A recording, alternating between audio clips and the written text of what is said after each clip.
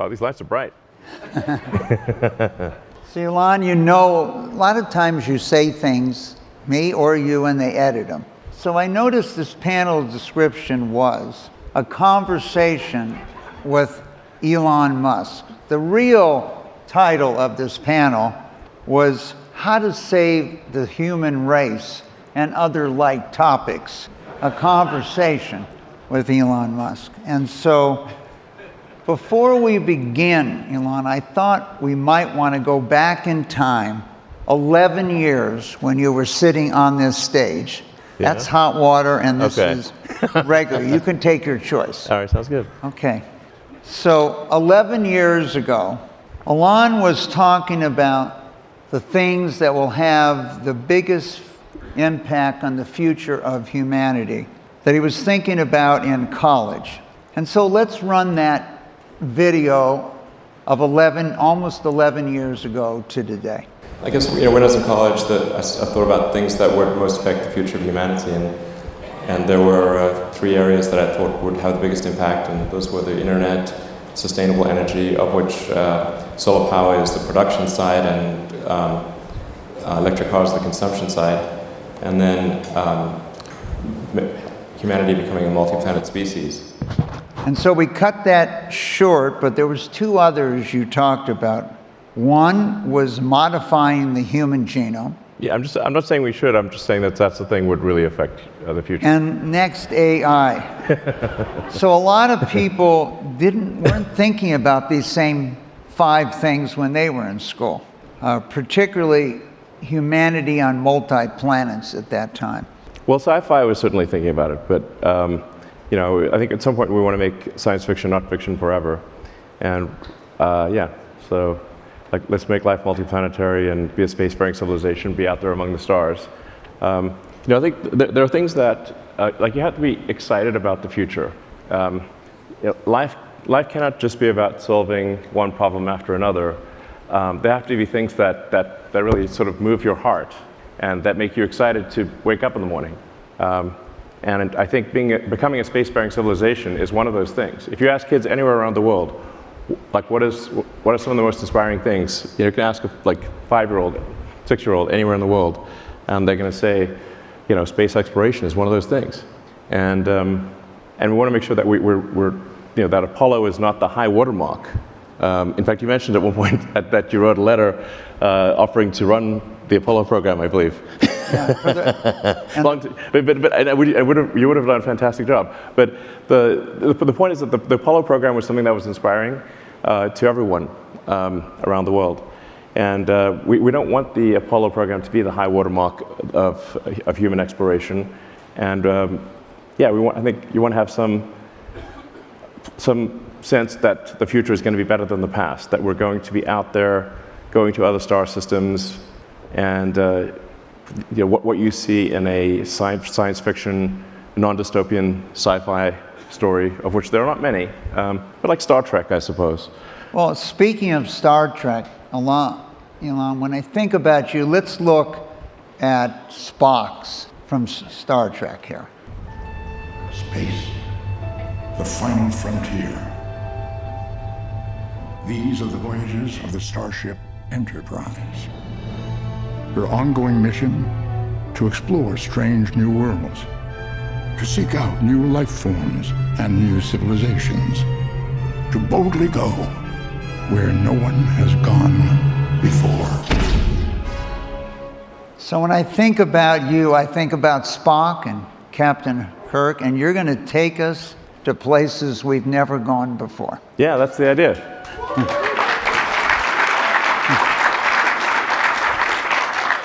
You know, if we send probes out there, we might find the remains of long-dead alien civilizations. If physics is correct, the universe is about 13.8 billion years old. Earth is about 4.5 billion years old. So, but at 13.8 billion years, a civilization that even lasted 1 million years is 3 digits past the decimal point. And if you consider human civilization, I date it from like the first writing. So that first writing was the ancient Sumerians, archaic pre-cuneiform, around 5,500 years ago. So that is 1/millionth of Earth's lifespan. That's how long writing has existed. So if we were to last, if as a civilization for a million years, that would be incredible. And we would actually probably be in every part of the galaxy. So this causes me to think that, well, where are the aliens? It's the Fermi question. You know, the great physicist, Italian physicist Enrico Fermi, he's like, where are they? Now, a lot of people think there are aliens among us. Well, there was that movie, Men in Black. Yes. You know, Yes. told us they're among us, and Elvis really went back to his own planet. Yeah. Well, I mean, really, a lot of people think there are aliens, but I get asked that a lot. And for some reason, a lot of the same people who think there are aliens among us don't think we went to the moon, which I'm like, think about that for a second. You know, so, but I think I would. I mean, I've not seen any evidence of aliens, and SpaceX with the Starlink constellation has roughly 6,000 satellites, and not once have we had to maneuver around a UFO. Okay, so we were like, hey, what's that? Is that an alien? Has occurred never.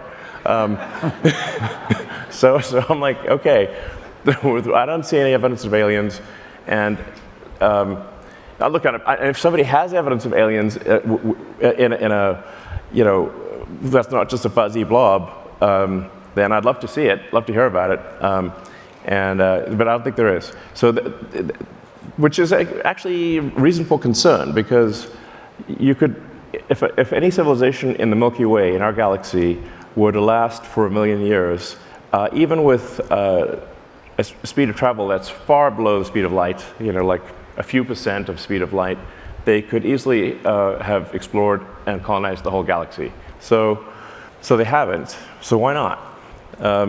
I think the answer might be, or perhaps probably is, that civilization is precarious and rare, and that you should really think of human civilization as being like a tiny candle in a vast darkness, and we should do everything possible to ensure that that candle does not go out.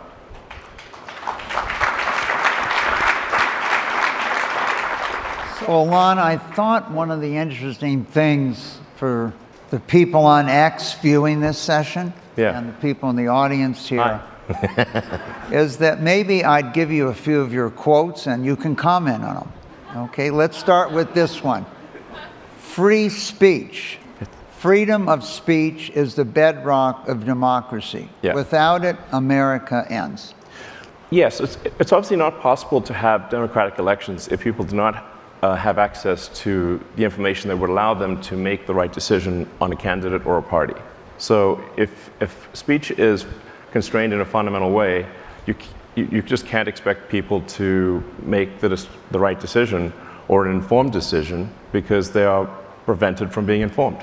I think it's a foundational element, and it's, you know, I have to say, like, why is freedom of speech the First Amendment? Is because people came from countries where if you spoke freely, you would be imprisoned or killed.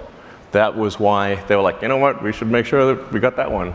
And remember that time when they tried to kill us back in the other country, just for saying we didn't like a political candidate? Well, let's make sure that's okay in America. So, and so actually in a lot of parts of the world, you know, you can't really say, most parts of the world, you can't really say what you want to say without some bad consequences. So, and sometimes people forget, like, why is the Constitution there? The Constitution there is to protect the people from the government. So, like, it's to make it hard to change things. That's why the Constitution exists. Yeah. Don't forget about that. Like, don't take it for granted. Let's try the next quote. Yeah. The fundamental error of socialism is shifting capital allocation from highly effective entrepreneurs to astonishingly ineffective government. Right, I think we'll find hearty agreement in this room.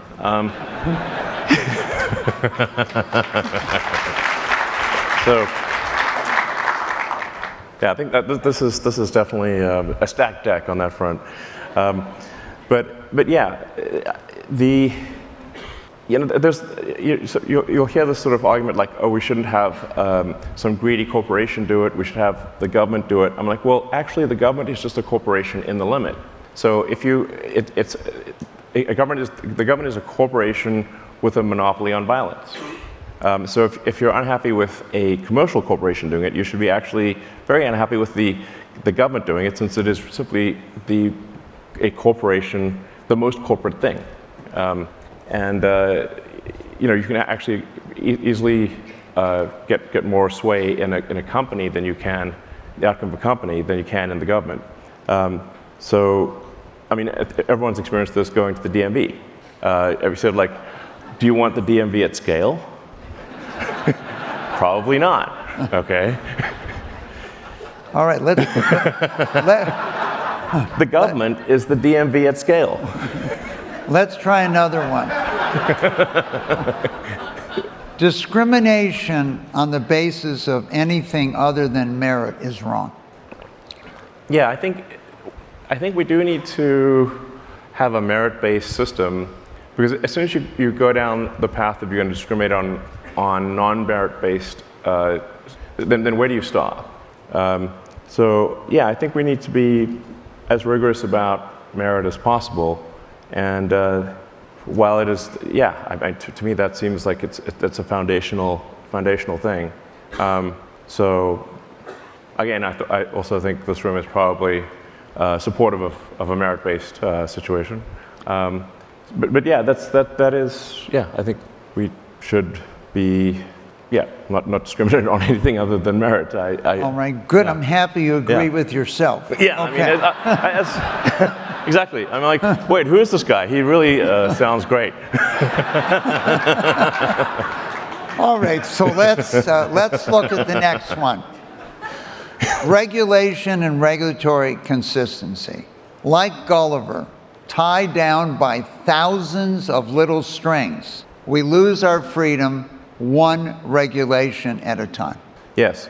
So this is actually a very important point that I think is not talked about enough. That laws and regulations are immortal. They don't die. Humans die, but laws and regulations can last forever. So if year after year there are more laws and regulations passed and more regulatory bodies created, eventually everything will be illegal. And that's why you see the California high-speed rail has made a tiny section that doesn't even have rail on it, for, I don't know, several $1 billion. Because everything's, at this point, California has made almost everything illegal. So you can't make progress. Now, historically, what has cleared away the cobwebs of regulation has been war. Now, we'd prefer not to have a war. So in order to have civilization function without war, you have to actively eliminate laws and regulations. So you have to have basically a garbage collection process for rules and regulations. That is necessary, otherwise you get hardening of the arteries, and over time nothing can get done. The most poignant example that I can think of that happened this week was the sad picture of the California high-speed rail, which is, it's just billions of dollars spent for practically nothing. But it'll only get worse year after year. So we must have a regulatory sort of clearinghouse, garbage collection process. This is essential, or civilization comes grinding to a halt. Well, we used to have sunset, that regulation would sunset. Unfortunately, it's rare today.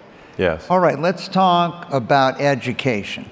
The more you can gamify the process of learning, the better. You do not need to tell your kid to play video games. No. They will play video games on autopilot all day. So if you make it interactive and engaging, then you can make education far more compelling and far easier to do. Yeah. So the way education works today is really much like it's like vaudeville. Before there was radio and TV and movies, you had vaudeville, where every town would have their the town troupe, this sort of acting troupe, and that would be kind of that would be the entertainment. So in a big city you'd have much better players than say in a small city, but then along came movies and TV and then you say and video games where you take the smartest, best people in any arena, like whether they're acting, writing, directing, special effects. You spend tens of millions, sometimes hundreds of millions of dollars creating a great movie or a great video game, and you make it as compelling as possible. Now that crushes vaudeville, crushes. Like imagine you're not in New York, imagine you're in Bakersfield, okay? Then you got, instead of Batman being like, the Nolan brothers, it's Batman the Bakersfield sort of acting troupe. It wouldn't be as good. That's how teaching works today. So what you actually want to have is an interactive learning experience that is as compelling as possible, and you do not actually want a teacher in front of a board doing a vaudeville act. You want it to be engaged, real-time feedback. So that's, and then there are a few other principles in teaching. You have to establish relevance, otherwise your mind will want to forget things. So our mind is constantly trying to forget as much as possible. So you'll only remember things if your mind can establish relevance or there's a strong emotional element to it. Otherwise you're basically going to forget everything. Memory is very expensive from an evolutionary standpoint, so it's trying to forget as much as possible. So when teaching a course, you have to explain to kids why it's important. And then you want to teach to the problem instead of teaching the tools. So what I mean by that is, if you said, here's a car engine, we're going to try to understand how this car engine works. We're going to take it apart. So what do we need to do to take it apart? Well, we need a wrench, we need some screwdrivers, we need a hoist and a pulley, and we're going to take it apart and we're going to see how it all works. That's engaging. And along the way, you learn about wrenches and screwdrivers and all the tools that are needed. That actually is engaging and compelling. But the way teaching more typically works is we're going to teach you a course on screwdrivers and a course on wrenches. And you're like, why do I have a course on wrenches? It's not obvious. That would be like, say, a course on calculus without explaining what calculus is used for. Then you sort of forget it. Yeah. Well, we have a lot of work to do in that area. Let's talk about a non-controversial issue, immigration. Sure. Right? Here is Elon on immigration. I'm very much in favor of increased and expedited legal immigration for anyone who is talented, hardworking, and honest. Yeah. Bizarrely, it's difficult and agonizing slow to immigrate to the U.S. legally, but it's trivial and fast to enter illegally. This obviously makes no sense. Right. I mean, once again, I agree with that guy. Yeah, I mean, if anyone here has been through the legal immigration process, I mean, I've been through it. It's only gotten worse since 9/11 and with COVID. It's a sort of Kafkaesque, very long, bizarre process to immigrate legally to the U.S. I mean, I have friends of mine who, they can't get their wife to have a green card. It's like insane. On the other hand, it's you can hop across the border in the South trivially. It's just like very easy. I went to the border myself just to see like what's going on. Is this real or like is this propaganda or real? And so I just went there and I'm like, oh, it is real. Okay, this is crazy. We've got situations where people are pouring across the border like it's World War Z. And I'm like, this doesn't seem healthy.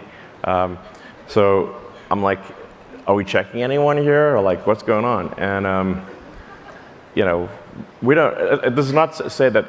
I mean, I'm a big believer in immigration, but to have unvetted immigration at large scale is a recipe for disaster.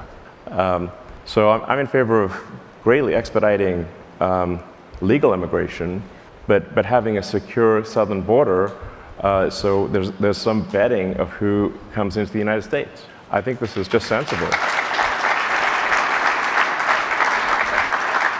All right, let's now link Starlink to education.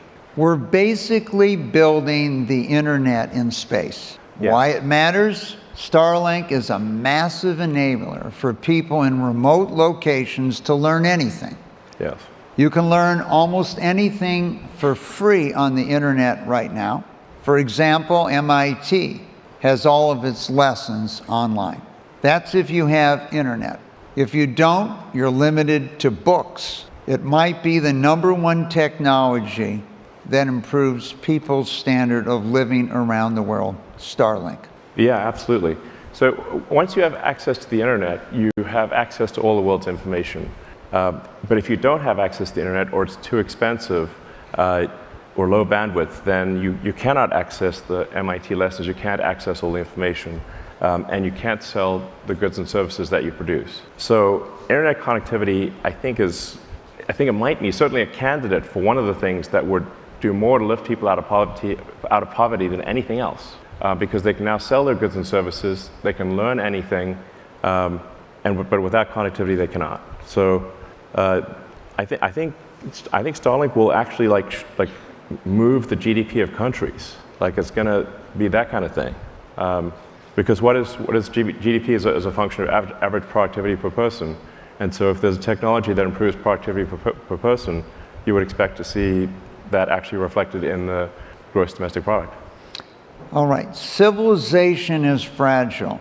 I think it is. We should always regard civilization as fragile. Yeah. There's not an inevitable upward trajectory. A lot of civilizations have risen and fallen in recent years. Yes. I suspect most people in this room have actually read history, but if you haven't, I strongly recommend it. It sounds obvious, but there's been so many civilizations that have risen and fallen, many that we just don't have much of a record of. Like I mentioned, the ancient Sumerians, their language was forgotten for a long time until it was finally decoded only in the last, 200-300 years, like it's around 1800 and something, or in the 1800s, I think. But it's been very recent, so for several thousand years, nobody understood what those tablets meant. Because they were the ruins of a long-dead civilization. And there are many long-dead civilizations. At some point, our civilization will come to an end too. We just don't want it to be anytime soon. Well, you've been quoted a number of times, Elon, on you'd like to die on Mars, but not on landing. Yes. Yes, I was asked that in an interview if I wanted to die on Mars, but then I considered the corner case of dying on impact, and I'm like, except for that case. You got to consider the various corner cases. If you're gonna die somewhere, might as well be Mars. I'd like to explore for a bit before, dying. I think we want to be a multi-planet civilization, and I think.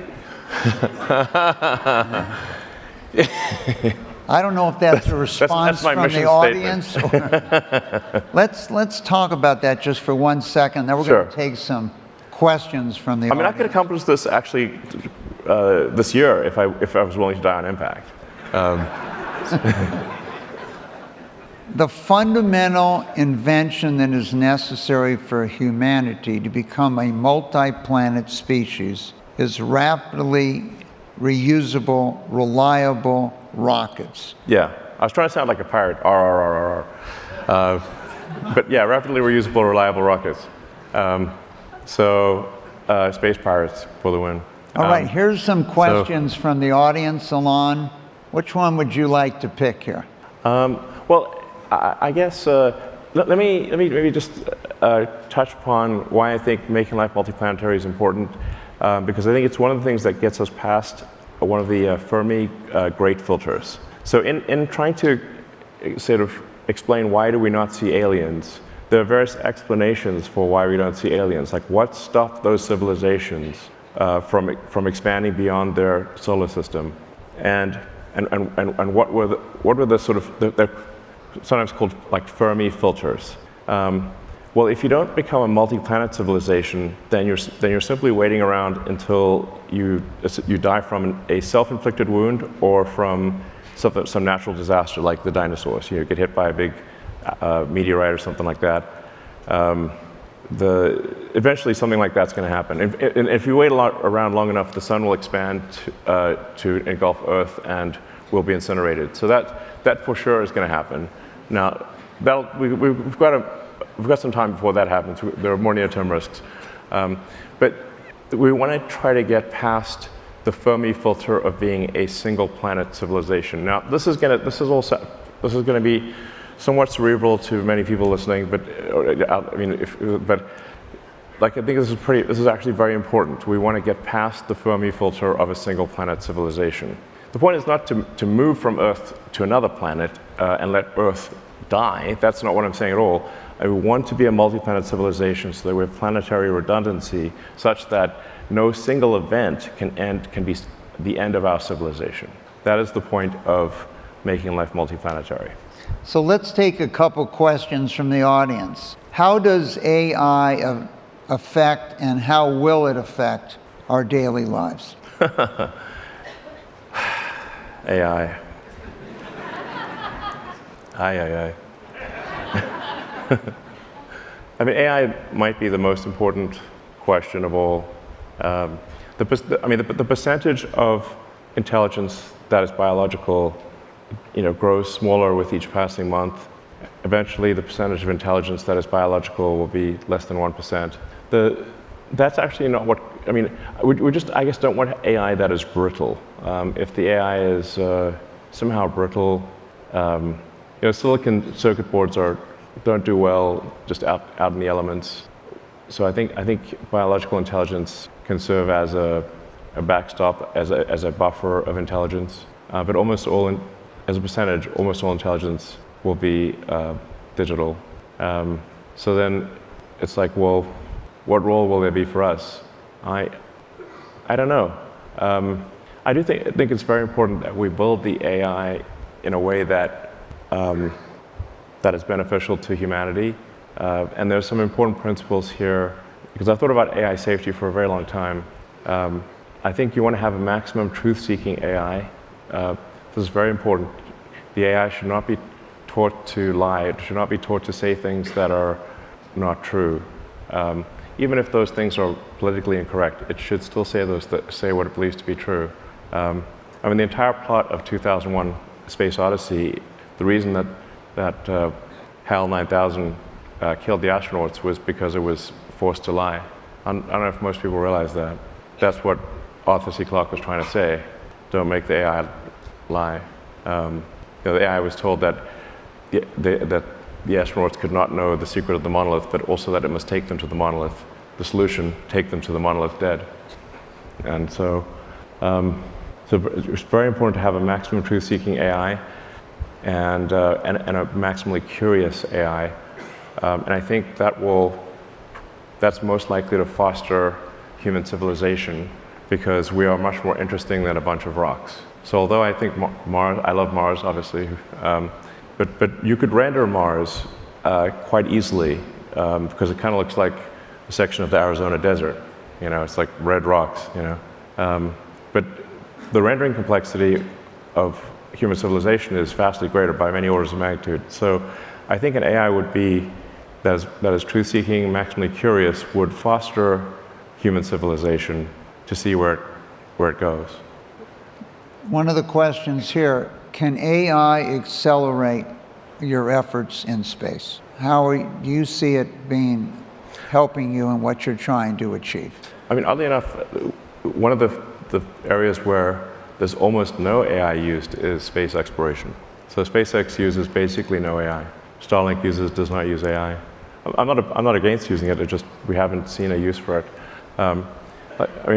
With any given variant or improvement in AI, there's generally, I'll ask it questions about the Fermi paradox, about rocket engine design, about electrochemistry, and so far the AI has been terrible at all of those questions. So there's still a long way to go. So let's talk about one. Here's a question that's near and dear to your heart. You have a lot of children. Yes, I'm trying to set a The good birth example. rate is down in the U.S. What needs to change so people start having more children? Yeah, so this question has troubled me for a long time, because you can look at the demographics. It's a very slow-moving ship.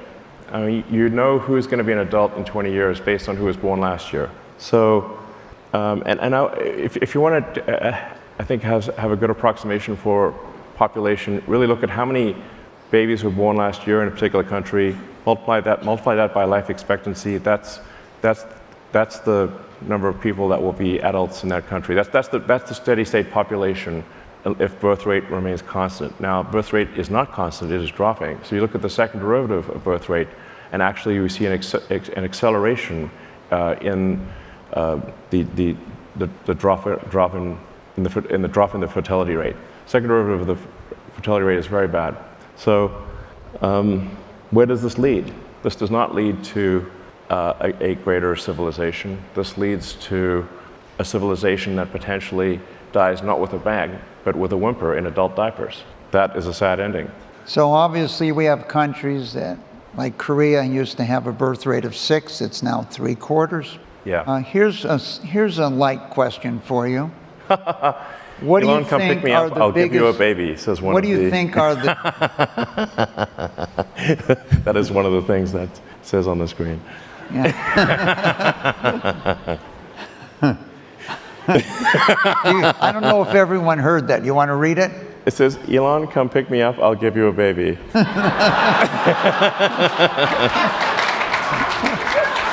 Thank you. Okay. Well, I mean, I certainly encourage everyone in this room to have at least 3 children. Look, this baby's got to come from somewhere, you know. And I think we just want to have, I don't know, I think we want to have like a slightly increasing population, not a plummeting population. You know, and I think this applies to all countries and cultures. Like, I don't think we want any country or culture to disappear. We want them to ideally flourish and not disappear. So, in fact, one of the things that is overlooked by probably most historians is the role of low birth rate in the decline of civilizations. So around, I think it was around 50 BC, Rome passed a bill to give a bonus to any Roman citizen that would have a 3rd child. So this was a birth rate was a problem in Rome in 50 BC. The Romans weren't making Romans. The same is true of ancient Greece. So there was a time from about 800 BC to 300-ish BC where the Greeks had a lot of kids and a lot of surviving kids. Like the birth rate far exceeded the death rate, which is why you had Greek cities popping up all over the Mediterranean. But then I think basically it seems to be that prosperity destroys the birth rate. So when a civilization feels like it has no meaningful external threat and is very prosperous, that is what causes the birth rate to plummet. Somewhat counterintuitively, you think, well, if you've got more resources, surely that would lead to more kids. In fact, it is the opposite. The more prosperous a civilization, and the more a civilization feels that it does not need to defend against external threats, the lower the birth rate. I'd say that there's a lot of research on this. There's really been 3. Number one, prosperity, as you've said. Number 2, improvements in healthcare. So in 1900, half the children died on the planet before their 5th. And the 3rd was the education of women. So we've had some pretty interesting questions put up here, but let's try this one. What keeps you up at night and what gives you joy? Well, I think kids give me joy. So I probably get the most joy from my kids. You know, I'm not saying that that's the reason to have kids, because we should have them anyway, but I certainly, kids are the greatest source of joy in my life. In terms of what keeps me up at night, I guess it's anything that's like, I think, a civilizational risk. If we're, birth rates continuing to plummet, I do think about the birth rates plummeting as being a civilizational risk. I think anything that undermines the foundations of democracy in America or elsewhere as a risk. I think anything that's leading us away from a merit-based system is a risk. I actually spend I listen to like podcasts about the fall of civilizations to go to sleep. So perhaps that might be part of the problem here. There's literally a podcast called Fall of Civilizations, which I've listened to a few times. I'd also recommend Hardcore History if you haven't listened to that. It's a great podcast. I listen to history podcasts basically to go to sleep. So that's probably why I'm ruminating on these things as I go to sleep. Well, Elon, I want to thank you for joining us today, and we couldn't be more excited that you agree with some of your own quotes. Yeah, that's great. Thank you very much. All right, cool. All right.